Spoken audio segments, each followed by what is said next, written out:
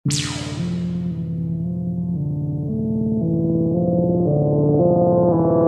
maghrib yang menegangkan, orang-orang bergerak menuju rumah kosong setelah pencuri kotak amal lari ke dalam bangunan angker untuk bersembunyi.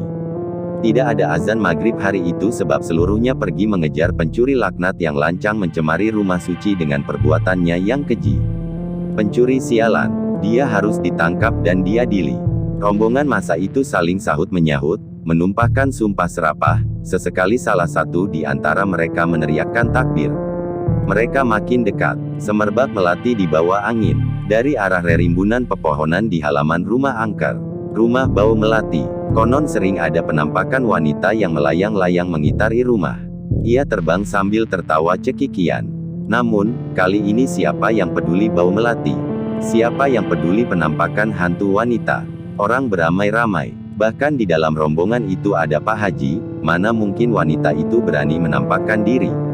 Bau melati makin kental, kian menusuk hidung, wangi sekaligus mendatangkan ketenangan yang mengerikan. Tak berapa lama kemudian orang-orang telah sampai di halaman rumah. Allahu Akbar, Pak Haji mengucap takbir, pandangannya menatap tajam ke awang-awang. Sementara warga yang lainnya senyap. Beberapa gemetaran, ada juga yang mulutnya sampai menganga. Perempuan itu muncul, melambung-lambung di antara dua pepohonan rimbun. Mengapa tak ke masjid? Mengapa tak mengumandangkan azan? Bangsaku sudah bersiap menutup telinga, beberapa sudah bersembunyi di tempat pembuangan yang kedap dan bau, serga wanita yang wajahnya tertutup rambut panjang. Kami mau menangkap pencuri kotak amal, jawab Pak Haji sedikit gemetar. Tidak bisa, dia mencari perlindungan di rumah kami. Wajib bagi kami untuk melindunginya. Setan terkutuk, sudah terkutuk, sukanya membela bandit yang kelakuannya terkutuk. Kamu lebih terkutuk, kalian semua terkutuk. Lecutan kata itu diiringi tawa cekikikan. Bau melati bertebaran. Biar aku bacakan kamu ayat-ayat Allah. Lekas-lekaslah terbakar dan enyah kamu ke neraka. Pak Haji membaca ayat kursi. Warga berzikir bersama-sama. Dengung suara zikir terdengar bagai segerombolan lebah. Tak lekas terbakar, wanita itu malah menirukan bacaan ayat kursi secara fasih. Bagaimana bisa ayat suci itu menghiasi lisanmu? Bahkan tiap hari kamu membaca berjuz-juz Quran, tapi tak satu pun yang terselip di hati. Ucap wanita yang kini duduk di atas dahan pohon beringin. Apa maksudmu, setan busuk? Aku tahu siapa si pencuri kotak amal. Dia cuman anak-anak, dia yatim, kini bertambah jadi piatu. Simboknya baru saja meninggal seminggu yang lalu. Tanah kuburannya masih basah lalu kini kalian mau menghabisinya.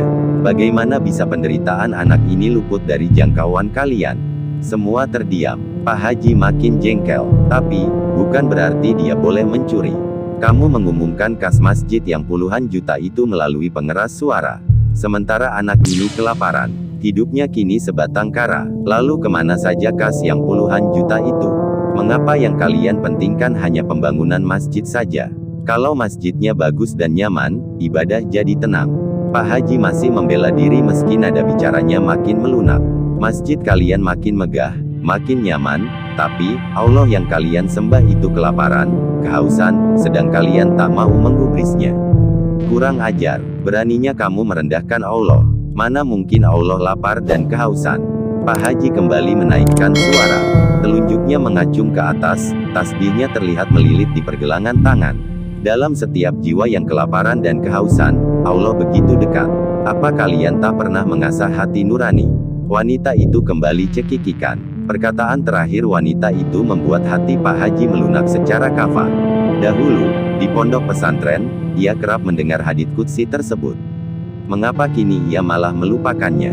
Tertunduk Pak Haji dalam-dalam. Betapa menyesalnya ia kini. Bau melati semakin tidak wajar. Makin membuat pusing dan mual. Beberapa yang tidak kuat menghirup aroma kental itu akhirnya lemas dan pingsan. Pak Haji pingsan paling akhir. Pak, bangun. Sudah maghrib. Ayo ke masjid. Bu Haji membangunkan suaminya yang tertidur selepas asyar.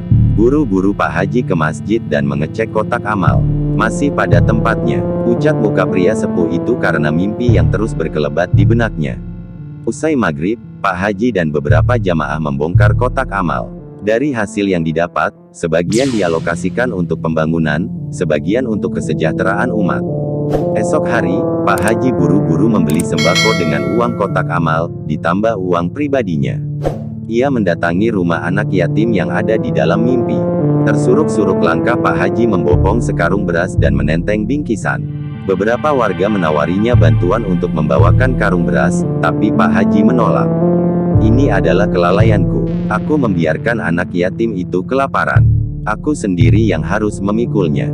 Sesampai di depan gubuk tua dan reyot di pinggir sungai, buru-buru Pak Haji dan warga dengan bangga membuka pintu gubuk yang hampir roboh itu, dan apa yang mereka saksikan. Yatim piatu itu telah terbujur kaku di atas sajadah lusuh, sambil memegangi perutnya.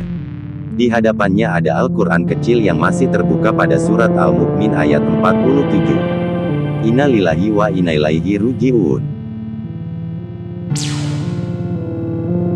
Allah berada di tengah-tengah orang yang hatinya hancur.